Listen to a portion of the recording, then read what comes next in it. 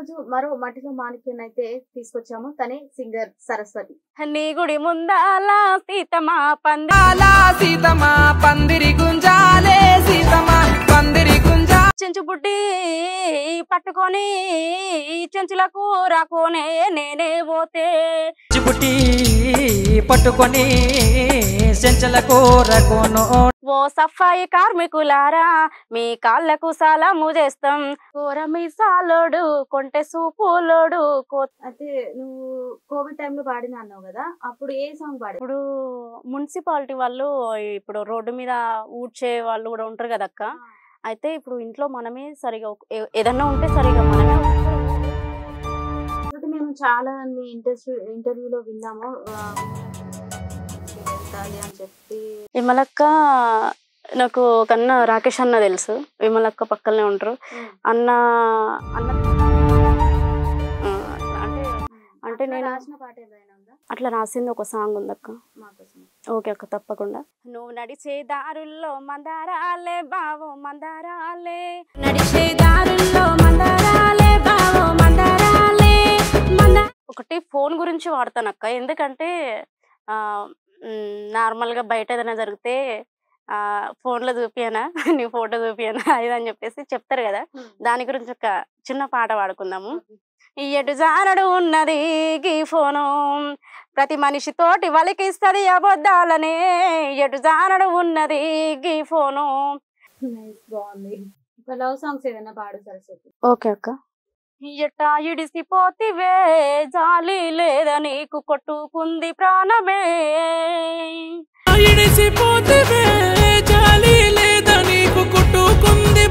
నమస్తే, welcome to 690 TV. ఈ రోజు మరో మట్టిలో మాణిక్యాన్నైతే తీసుకొచ్చాము. తనే సింగర్ సరస్వతి. నమస్తే సరస్వతి. హాయ్ అక్క. నమస్తే. ఎట్లున్నావు? బాగున్నాక, మీరు ఎలా ఉన్నారు? మస్తున్నా. స్టార్టింగ్ ఒక పాటతో స్టార్ట్ చేద్దాం. ఓకే అక్క, తప్పకుండా. నీ గుడి ముందాల సీతమా పందిరి గుంజాలే సీతమా పందిరి గుంజాలే సీతమా, సుక్కల ముగ్గులే సీతమా, అందాలలో గిలి పచ్చాని పందిరి, సన్నాయి సందడి కోరుకున్న పెనిమిటి, సిగురాకు సాపలు మామిడి పీటలు, దీపాల కాంతులో కొత్త పెళ్లి కూతురు. నీ గుడి ముందాల సీతమా పందిరి గుంజాలే సీతమా పందిరి గుంజాలే సీతమా, సుక్కల ముగ్గులే సీతమా. బాగుంది. ఓకే అక్క, థ్యాంక్ యూ. చెప్పరా, ఎప్పటి నుంచి స్టార్ట్ చేసావు పాటలు పాడడం? నేను కోవిడ్ ఎండింగ్ నుంచి స్టార్ట్ చేశాను అక్క. అంటే చిన్నప్పటి నుంచి ఇంట్రెస్ట్ పాటలు పాడడం?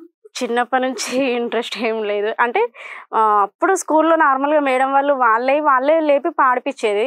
వాయిస్ బాగుంది సరస్వతి అని స్వీట్గా పాడుతుంది అని చెప్పేసి వాళ్ళు లేపి పాడిపించేది. కాకపోతే ఇప్పుడు కోవిడ్ ఎండ్ అయిన తర్వాత సాంగ్స్ పాడదాము చూద్దాము అంటే నేనేమనుకున్నా అంటే ఒక్క ఆల్బమ్ అయినా చేసి యూట్యూబ్లో పెట్టాలి అని అనుకున్నా. నేను ఎక్కడ నేర్చుకోలేదు అక్క ఇప్పటి వరకు. ఓన్గా జస్ట్ యూట్యూబ్ లో వింటుంటా, పాడతా అంతే. అయితే నువ్వు కోవిడ్ టైంలో పాడినా అన్నావు కదా, అప్పుడు ఏ సాంగ్ పాడే స్టార్టింగ్? అప్పుడు మున్సిపాలిటీ వాళ్ళు ఇప్పుడు రోడ్డు మీద ఊడ్చే వాళ్ళు కూడా ఉంటారు కదా అక్క. అయితే ఇప్పుడు ఇంట్లో మనమే సరిగా ఏదన్నా ఉంటే సరిగా మనమే ఒక్కొక్కసారి ఊడ్చుకోము. కాబట్టి వాళ్ళ గురించి ఒక సాంగ్ రాసి పాడడం జరిగింది. ఆ సాంగ్ మా అన్నయ్య రాసిండు. ఓకే అక్క, తప్పకుండా. ఓ సఫాయి కార్మికులారా మీ కాళ్ళకు సలాము చేస్తాం, ఓ పారిశుద్ధ కార్మికులారా మీ సేవకు గులాములైతం. కోడి గూయక ముందే ఊరు లేవక ముందే వీధి వీధికి నీవు తొలిపొద్దు అవుతావు, వీధి వీధికి నీవు తొలిపొద్దు అవుతావు. మురుగు వాసన ఉండి మోరి పొంగుతున్న మునివెళ్లతో నీవు ముద్దాడుతుంటావు. ఓ సఫాయి కార్మికులారా మీ కాళ్ళకు సలాము చేస్తాం, ఓ పారిశుద్ధ కార్మికులారా మీ సేవకు గులాములైతం. అంటే సాంగ్ ఎవరు రాశారు? మీ అన్నయ్య? మా ఓన్ బ్రదర్. మా సైడ్ ఉడిమిల్ల వెంకటేష్ అన్నని అన్న రైటర్, సాంగ్స్ బాగా రాస్తాడు. ఇట్లాంటివి మన పల్లె అంటే పల్లె మీద ఏదన్నా పరిస్థితులను తీసుకొని బాగా రాస్తాడు అన్న. కార్మికుల గురించి. అవును. అంటే మీ ఫ్యామిలీలో ఇంకెవరైనా సాంగ్స్ పాడతారా, లేకపోతే నీకు చిన్నప్పటి నుంచి ఎట్లా ఉంది ఇంట్రెస్ట్? డాడీ మంచి కళాకారుడు అక్క. డాడీ వాడతాడు. అంటే యాక్చువల్ గా డాడీ అంటే ఇట్లా ఊర్లలో చిన్నమ్మ వేషం వేస్తారు కదా, ఈ వేషాలు నాటకాలు వేస్తారు కదా.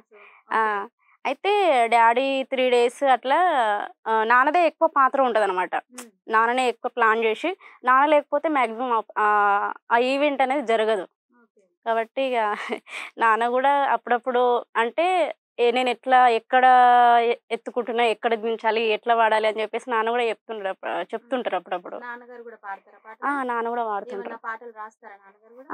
నాన్న రాస్తాడు. ఒక పాట మాకు. ఓకే అక్క, తప్పకుండా. అలిగలిగిపోతున్నదే నా 60,000 కొడదూడా, అలిగలిగిపోతున్నదే నా 60,000 కొడదూడా, అప్పు తెచ్చి కొన్న దూడా, అప్పు తెచ్చి కొన్న దూడా, అలిగలిగిపోతున్నదే నా 60,000 కొడదూడా, అప్పు తెచ్చి కొన్న దూడా, అప్పు తెచ్చి కొన్న దూడా. అంటే అది కంప్లీట్ గా చెప్పలేదు నాన్న, దాన్ని రికార్డింగ్ చేద్దామని చూస్తున్నాం అక్క, చెయ్యాలి ఇక. అంటే అప్పు తెచ్చి కొన్న దూడ అంటే మన పెంచుకున్న కూతుర్ని ఇచ్చి పెళ్లి చేసి అదే అల్లుడిని తెచ్చుకుంటాం కదా కట్నం నుంచి, అట్లా ఉంది. అవునక్క, ఆ పర్పస్ మీదనే రాసిరక్క నాన్న కూడా, అదే కాన్సెప్ట్ మీద రాసిండు. ఎందుకంటే ఇప్పుడు 9 నెలలు మోసి కానీ పెంచి ఒక కూతుర్ని ఇట్లా పెళ్లి చేసి బయట అత్తవారింటికి పంపిస్తాం కదా, పంపించిన తర్వాత అలిగలిగిపోవడం అంటే ఆ కాన్సెప్ట్ మీద కొంచెం రాసిండు ఆ సాంగ్. మీరు ఎంత మంది సరస్వతి? 2 అక్క వాళ్ళు, అన్నయ్య, లాస్ట్ నేనక్క. ఎట్లా ఉంటది నీ ఇంట్లో? అంటే నువ్వు పాటలు పాడతావు కదా, నీకు సపోర్ట్ ఎలా ఉంటది? సపోర్ట్ పర్లేదు అక్క, మంచిగా ఉంటది. ఇప్పటి వరకు అయితే నువ్వు అదే చేయాలి, నువ్వు ఇదే చేయాలని చెప్పేసి నన్ను ఏ రోజు ఇబ్బంది పెట్టలేదు నా పేరెంట్స్. నిజానికి చెప్పాలంటే నా పేరెంట్స్ నా పేరెంట్స్ నాకు అంత మంచి పేరెంట్స్ ఉన్నారంటే నేను చాలా హ్యాపీగా, ఈ రోజు నేను గర్వంగా ఫీల్ అవుతున్నా. ఈ రోజు ఇక్కడ కూర్చున్నా అంటే నా పేరెంట్సే కారణం. ఎందుకంటే నేను ఏదన్నా ఉన్నా కానీ మా మమ్మీ చెప్పుకుంటా, ఇట్లా అన్నారమ్మా ఏదైనా చెప్తే, ఎవరు ఏదన్నా పట్టించుకోకమ్మా, నువ్వు కరెక్ట్ ఉండే, నీకు కరెక్ట్ అనిపిస్తే నువ్వు చెయ్యి, కానీ ఎవరు అదన్నారు ఇదన్నారు అని చెప్పేసి నువ్వు అనవసరంగా ఫీల్ కాక ఇదని చెప్పేసి అమ్మ ధైర్యం చెప్తుంటది అక్క. మా అక్క వాళ్ళు కూడా చాలా ఇక చిన్నది. సరస్వతి రైతు బిడ్డ అనొచ్చా, లేకపోతే సింగర్ బిడ్డ అనొచ్చా, లేకపోతే కళాకారుడి బిడ్డ అనొచ్చా? ఏదంటే నీకు ఇష్టం ఉంటది? నాకు ఒక కళాకారుడి బిడ్డ అంటేనే ఇష్టం అనిపిస్తుంది. ఎందుకంటే మా నాన్నకి, నిజానికి చెప్పాలంటే మా నాన్నకి వ్యవసాయం అనేది రాదు. మా నాన్న మమ్మల్ని ఏ విధంగా పెంచిండు, ఒక పని చెప్పకుండా మా నాన్న వాళ్ళ నాన్న కూడా మా నాన్నని ఆ విధంగా పెంచిండు. పాటలు, ఆటలు, రాజకీయంగా అంటే ఒక పొలిటికల్ గా ఈ విధంగా వెళ్ళు, ఈ విధంగా చూసుకో ఇదని చెప్పేసి మా డాడీకి ఆ విధంగా చెప్పి పెంచిండు. ఏ రోజు వ్యవసాయము ఇట్లా నాగలు దున్నాలి ఈ విధంగా, పాపం ఏ రోజు మా డాడీకి అసలు అట్లాంటి వర్క్ తెలియదు. కాకపోతే మా డాడీ చనిపోయిన తర్వాత ఇంకా నాన్న ఆ వర్క్ చేయడం స్టార్ట్ చేసిండు, అంటే వ్యవసాయం చేయడం స్టార్ట్ చేసిండు అక్క. అంటే ముఖ్యంగా మీ నాన్నగారి సపోర్ట్ ఎలా ఉంటది సరస్వతి? మా నాన్నగారి సపోర్ట్ 100కి 200% చాలా బెటర్ గా ఉంటది అక్క. ఇంకా అంటే నువ్వు ఓన్ గా రాస్తావా సరస్వతి? సాంగ్స్ ఏమైనా రాసావా ఓన్ గా? ఓన్ గా అంటే కొన్ని ఈ కాన్సెప్ట్ మీదంగా రాయండి అని చెప్తే రాస్తారక్క. అంటే నేను రాసిన పాట ఏమైనా ఉందా? అట్లా రాసింది ఒక సాంగ్ ఉందక్క. ఓకే అక్క, తప్పకుండా. నువ్వు నడిచే దారుల్లో మందారాలే బావో మందారాలే, మందారాల మకరందం నందాలే బావో నందాలే, సన్న నడుము చూడయ్యో సింగారాలే బావో సింగారాలే, నువ్వు చూస్తుంటే ఎద నిండా సంబురాలే బావో సంబురాలే, బావో సంబురాలే బల బల అంబరాలే, అంబరాలే అరే పండుగోలే. సరస్వతి, మేము చాలా మీ ఇంటర్వ్యూలో విన్నాము, విమలక్క స్టేజ్ ప్రోగ్రామ్స్ కి వెళ్తాది అని చెప్పి విన్నాము. విమలక్క ఎలా తెలుసు మీకు? విమలక్క నాకు ఒక అన్న రాకేష్ అన్న తెలుసు, విమలక్క పక్కనే ఉంటారు. అన్న ద్వారా వెళ్ళినక్క. అట్లా అంటే ఒకసారి సుందరయ్య విజ్ఞాన కేంద్రంలో ప్రజా కళల గర్జన ప్రోగ్రామ్ కి పిలిచిరు. రండి రా సిస్టర్ ఇట్లా ప్రోగ్రామ్ ఉందని చెప్పేసి అన్న ఇన్వైట్ చేసిరు.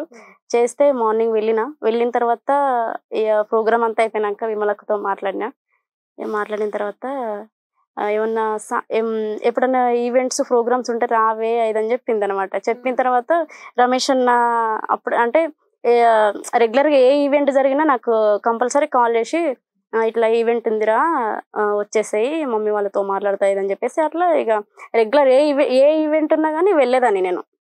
విమలక్క పాట పాడు. ఓకే అక్క, తప్పకుండా.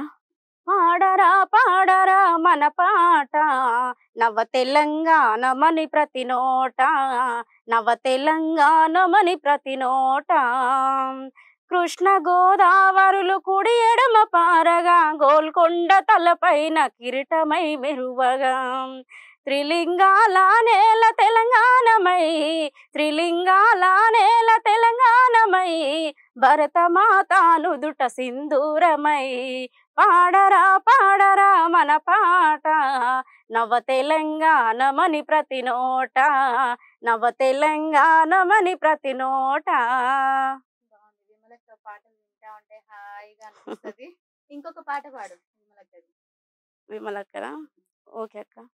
ఆడుదాం డప్పుల్లా దరువేరా పల్లె తెలంగాణ పాట పాడరా ఆడుదాం డప్పుల్లా దరువేరా పల్లె తెలంగాణ పాట పాడరా కోలాటము జడ కొప్పేరా దూలంటూ హల్వాపై దుంకాడరా దూలంటూ హల్వాపై దుంకాడరా ఆడుదాం అరే ఆడుదాం భలే భలే ఆడుదాం అరే ఆడుదాం డప్పుల్లా దరువేరా పల్లె తెలంగాణ పాట పాడరా.